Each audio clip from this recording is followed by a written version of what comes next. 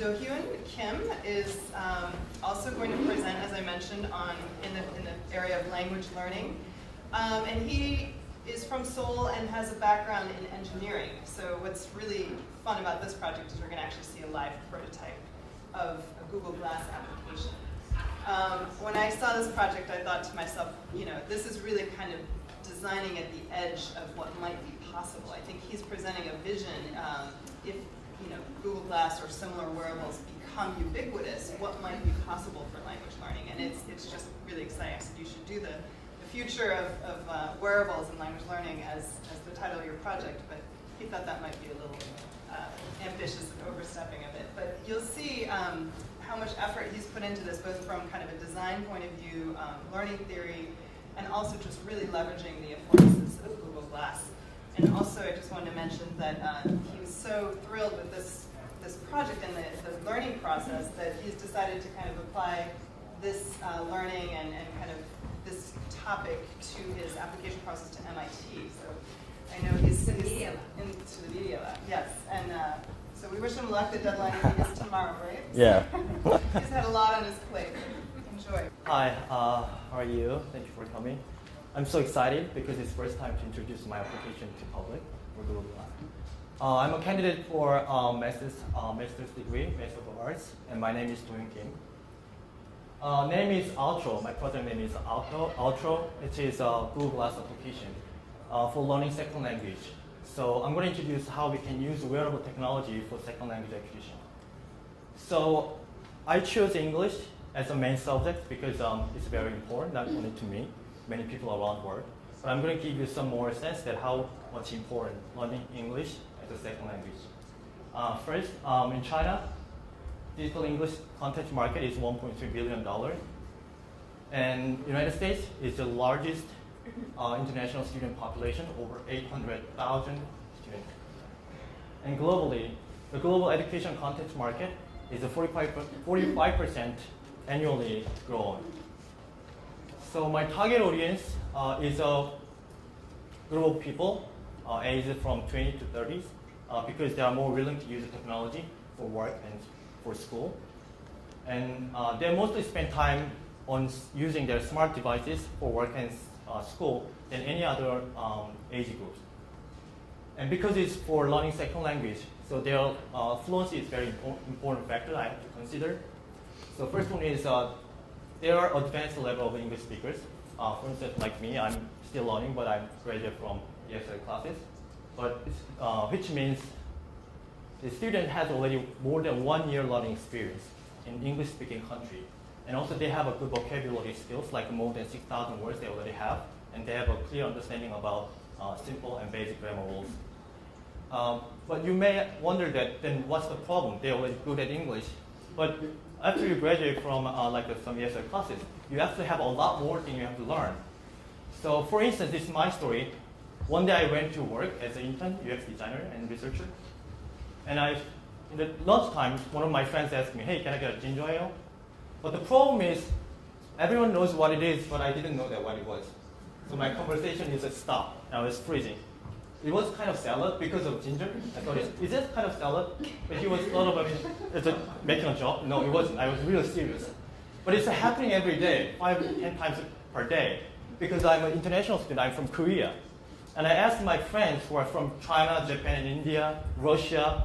I'm not from North Korea. I'm South Korean, but we don't drink ginger ale in Korea. It's true story. So I want to learn about this kind of more like authentic English words and also idiomatic expressions. When I face this kind of expression, I didn't get it. What? Fingers and pies? What do you mean? We have their problems. This is the main problems, but I want to introduce more specific problems based on my research. One, we have a lack of interactions with the natives, so that we cannot really L2 socialization with the L2 environment. Second, we have a lack of feedback, because once you graduate from ESL class, then you don't have a teacher who actually help you to improve your language skill itself. I have a teacher, but they do not really teach me English itself. So I needed some feedback from others. And also, I want to learn more about authentic expression, rather than some like a formal or something I can find in textbook. Because I mostly spend time with my friends, after class. I only spend 2 hours per day at school, and after that, 10 hours I spend with my friends and others. But they do not really use what I use the vocabulary in school. So main technology, the device, is a Google Glass. I want to know how many of you have ever used a Google Glass before? Okay, good. Oh, yeah, great. Yeah, so I will try to explain fast what it was. And there are some problems I have to solve, but absolutely there are 2 points outperformed than any other devices. One, see-through display. So transparent display actually help you to look around while you are doing something, and also you can get some help from the technology. So you can just do daily work, but the technology do not really interrupting you stop your working, because you can see what's going on around you. So you can use it while driving or studying or cooking. And some technology like UI devices features, so you can control your device completely based on your voice and gesture command. So you can control your device by using your eye movements like wink and blinking or staring. This technology is cool, so what it means for second language learning perspective. So we can make a micro interaction. It's much shorter than 10 seconds. So you can make something happen, so you can get to the point in several seconds. So many times while I'm talking with friends, I want to really use technology like a smartphone to find out some definition of target words, because I didn't get the meaning, so I want to use a smartphone. But actually technology interrupting me to have a face-to-face talk. But the purpose of using technology in this case to learn second language. So using technology doesn't interrupt my conversation. Rather, like encourage me to have more conversation. So if the flow of conversation goes well, but actually if you use a smartphone, you have experience that you lose your interest. So you don't want to talk about it because the students is already getting to virtual world, not with you. So there's a main feature, 4 features I designed, but today I'll introduce 2 features. First one is real-time captioning. So you can see what you and other people around you are saying as a text form on the display of the Google Glass. So basically I use a voice recognition feature in real time. So this is how it looks like. It's not a mock-up, it's an actual screenshot. And you use a Google Glass of my application, Outro. So also I can use an eye movement gesture, which is wink. So when you wink, you can take a photo in a second. And you can make annotation pictures if you want. Or if you don't want, you don't have to do it. It's how it looks like. So third one is sharing. Once you made this kind of data and files and pictures, what you're going to do is you can save it to your device. Also, you can share with others or other devices and other applications like Evernote, Facebook, Twitter, desktop, tablet, smartphone. Not only you don't have to stick with using Google Glass. So live demo. In order to share my screen, what I'm seeing to share it with you, so I have to use a simulator, emulator. So there's some delay because I use emulator, but actually there is almost no delay if you use the actual device.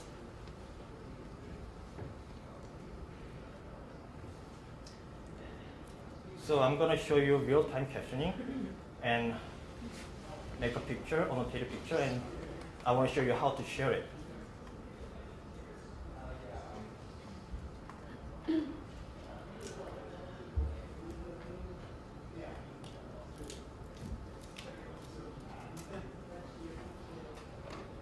Now it's ready. The screen in the middle is the screen sharing window, this one. And I turn on, then the screen will show you what I can see. Just a tap on the side, it's just touchpad. This is the Outro, the application, and I tap, and it's ready to go. So after I tapping, then it starts real-time captioning. So I'm going to test how it works.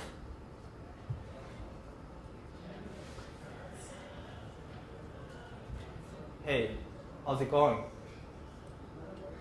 It works. And for instance, as I share the story that I didn't know what ginger ale was. For instance, if it is ginger ale, so I will try to make a annotated picture first. Hey, can I get some ginger ale?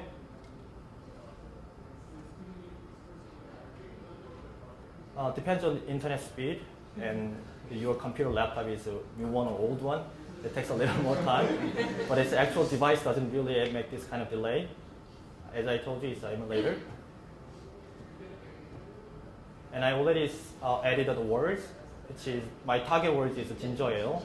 So it's a scan it, the text, what I said. And if there is a target word, they show me extra information, and also I set the color changing. So if you don't want the extra information, but you just want to noticing that there are some words I have to learn, then you just change the background color to as you want. So you can notice that, oh, there's some word you have to learn. So you just got some cue. I have fingers in too many pies.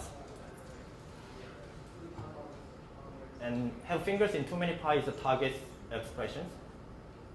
And then scan it now. If there is a word, I add it into my device. And it scan, and if there is, and they show me as I add it. And I take a photo, wink, and it trigger, take a photo. But it's still there is the information behind the scene. So I want to make annotated picture. So I'm going to use a make a vignette.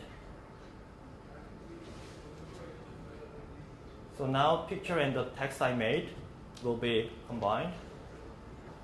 Because many people use the internet now at the same time, in the same place. So now understand what Steve Jobs actually thinking when they give a presentation, the Apple conference. Okay, we made it. And I'm going to share this picture with other device and other application because sometimes I want to use my desktop instead of using my Google Glass. So I'm going to share this picture with Evernote, my account.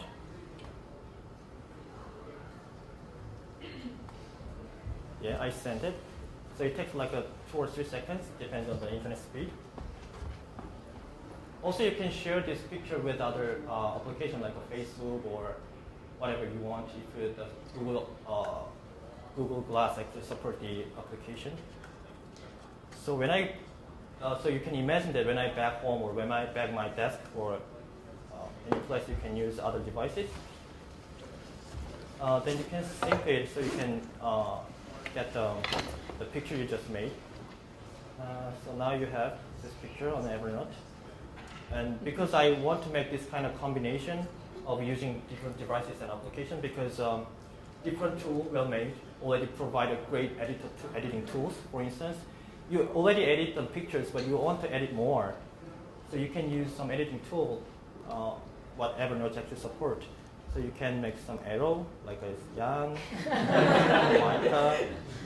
and you want to focus on this one and change the color. Maybe I like red, and I just add comments that this is maybe ginger ale, maybe not. And you save it. And also you can use this application when you organize this all data. When you have actually start learning English, you're going to have thousands of notes. But Evernote actually supports you to organize your notes. You can make your own note. For instance, like there's a feature, new note, like ESL. Then you can send your note to them, to the note you just made, or share. So move it to ESL notebook. So you can organize more efficiently. So now you only have these notes there. So this is the main feature, but I'm going to explain why it's important for learning second language.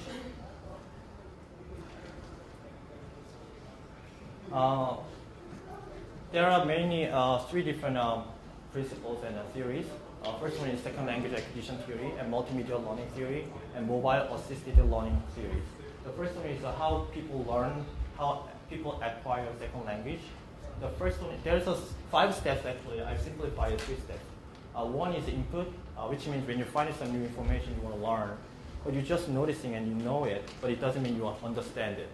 So you have to go to understanding level, but you want to make this input not just input, but meaningful input.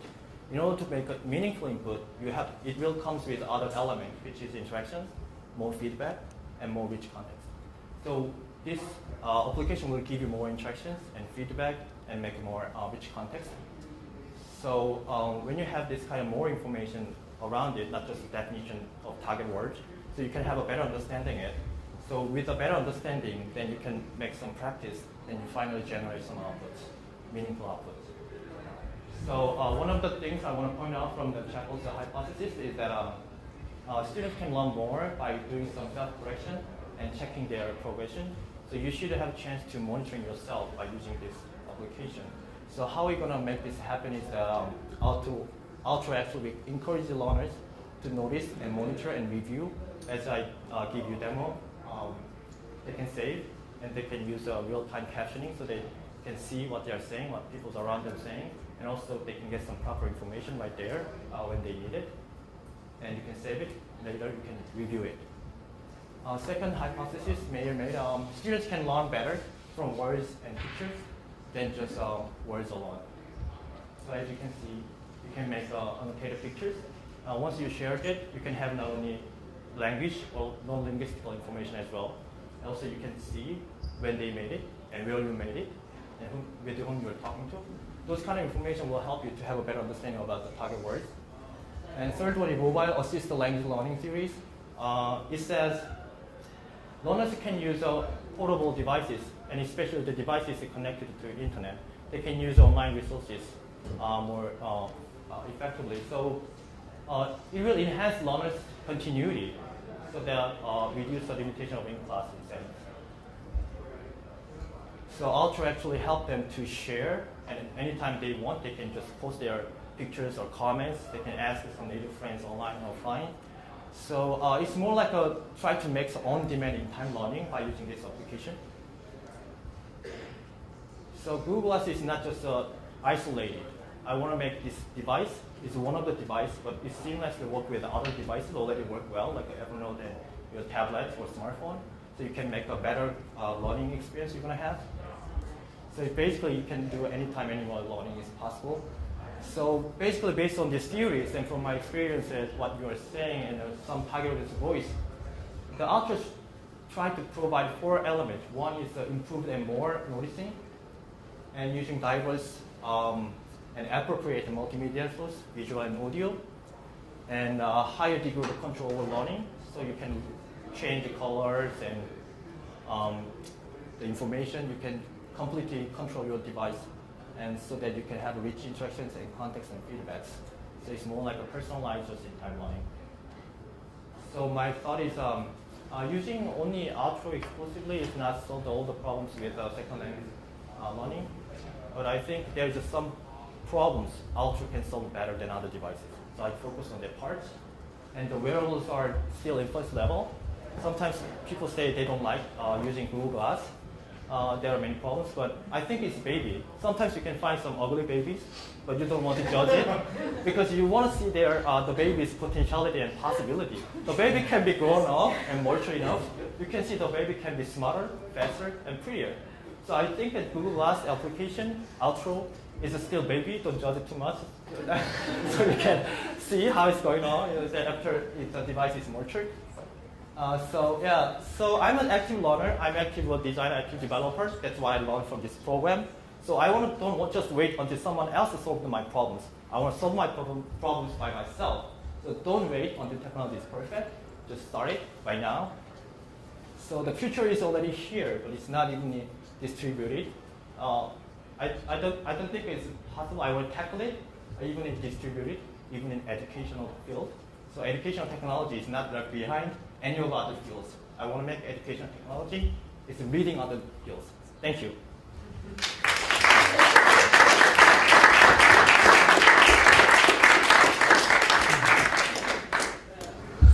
So my question was, will they, if I had a list of words that I'm supposed to learn in my environment, would I be, as a user, able to put that into the system somehow for the Google Class to pick that up? So you mean the Yeah, definition yeah. of the display?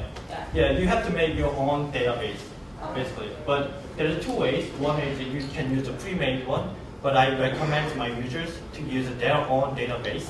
So there is 2 other features I don't introduce today. One is a vocabulary feature, which is you make your own vocabulary. But I separate this feature because based on the data in the vocabulary folder, it will affect the real-time captioning, how it works.